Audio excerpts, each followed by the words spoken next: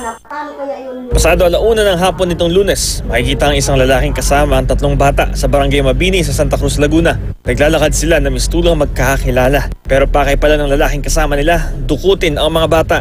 Ang 5 taong gulang na batang babae ang napilit umanong maisama ng suspect.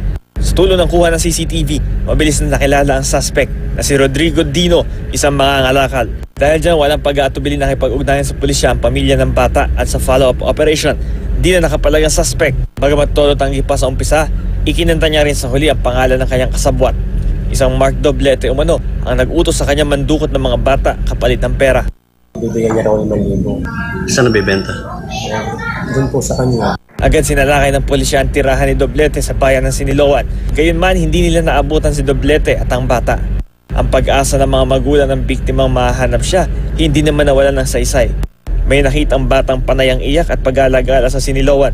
Positibong kinilala na siya nga ang nawawalang bata. Dinala siya sa police station kung saan muling nabuo ang kanilang pamilya.